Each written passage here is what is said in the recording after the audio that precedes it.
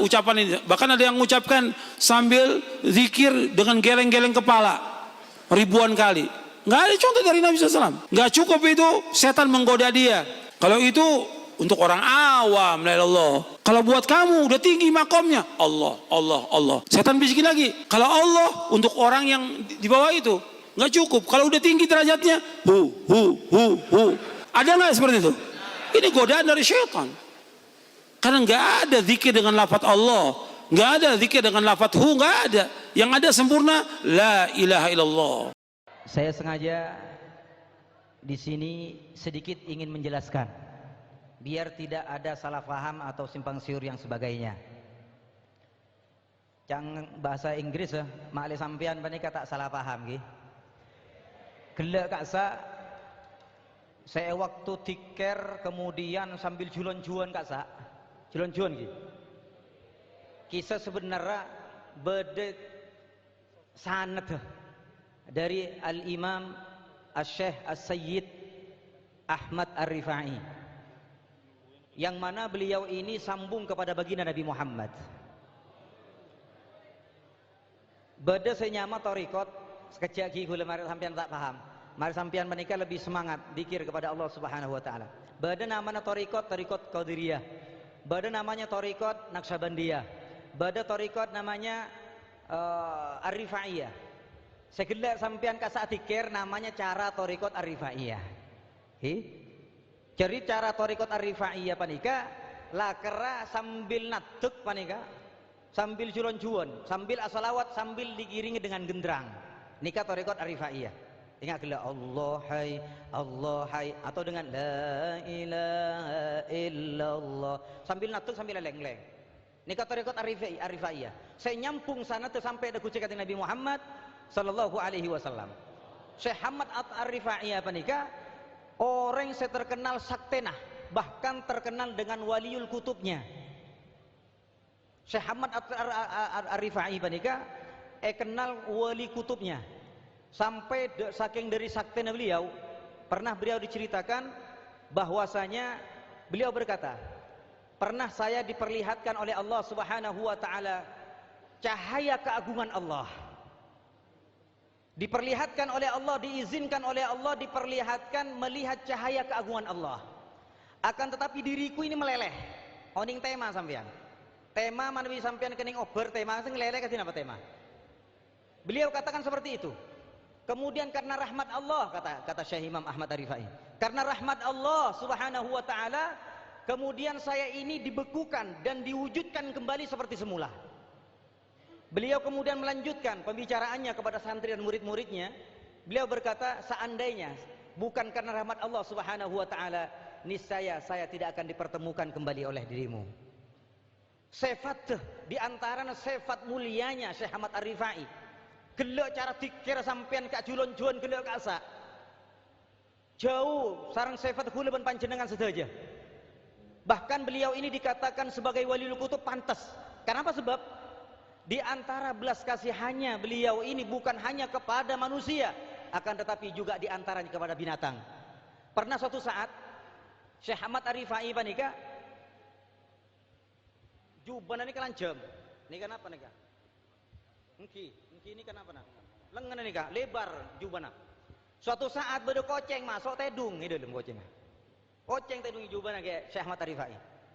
Mungkin libang senengan kira-kira katin apa? Ya dokter kira-kira. Makanya embu tedungnya kelampi begitu. Syekh Ahmad Ar-Rifai tidak. Dibiarkan sama Syekh Ahmad Ar-Rifai sampai gak bangun-bangun sampai dikumandangkan azan. Kemudian Syekh Ahmad Ar-Rifai memotong kainnya, dipotong oleh Syekh Ahmad Ar-Rifai. Dipotong kemudian dibiarkan. Kucing ini tidur. Selesai sholat, kucing sudah tidak ada, alias sudah bangun. Apa yang dilakukan? Pondut boleh gelek kasa, saya potong gelek, sampung sareng Syekh Ahmad Ar-Rifai. Tak gelem mengganggu binatang. Napa boleh? Saling coko-coan. Napa boleh? Saling memfitnah. Napa boleh? Saling mendolimi satu sama yang lain. Itu bukan sifat daripada sifat orang yang beriman kepada Allah. Di antaranya keramat-keramat Syekh Ahmad Ar-Rifai ini kebanyak. Murid Syekh Ahmad Ar-Rifai ini saking dari saktenah. Binatang buas mana kegebai mainan, bahkan amain diolar, amain di macan. Suatu saat berdemore Syekh Ahmad Ar-Rifai aloncak dari situng lantai kurang lebih 30 meter ketinggian, geger ke bawah, ini kata ancor sama sekali. Karena apa? Nyoba kesaktiannya. Inilah dilakukan oleh murid-murid dari para Syekh Ahmad. Biasanya Syekh Ahmad Arifai panika ning Mekah panika pada Kiai Azaim, pada Kiai Abdullah Mukhtar, pada Habib Mustafa panika murid-murid Abu Said Muhammad bin Alawi bin Abbas Maliki. Pernah suatu saat beliau Syekh Muhammad bin Alawi bin Abbas Maliki kedatangan jamaah torikot daripada torikot Arifai yang dipimpin oleh Syekh Umar Arifai dari Turki. Masuklah kemudian kama Abu Said Muhammad, ayo agabe tikir. Mungkin leng-leng nggak sampean gila kasa leng-leng. Tapi khusyuk tretan. Kayak cuma gila dia kata lebur. Pahadir atin ada Gusti Allah. Malah nyampung nggak gila kasa. Jadi sampean ketika zikir sambil kita lompat. Apa yang dibawa kita dengan Al-Quran? Alladzina yadhkurunallaha qiyaman wa qu'udan wa ala junubihim.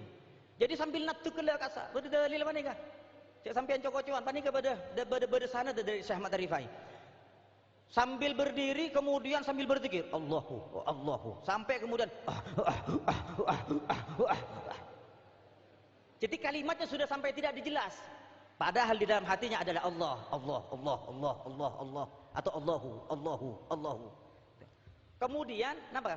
Sambil kemudian debus. Debus, kenapa debus? Debus ini ke bahasa Arab kenapa kata peniti atau besi tajam. Ketika berzikir Allah hai sambil berselawat kemudian sambil ini dan ngedera. Apa yang diambil oleh Syekh Umar Arifai? Ngala beseh sebiasana ke beli sate, tapi sate Turki, bini sate Indonesia.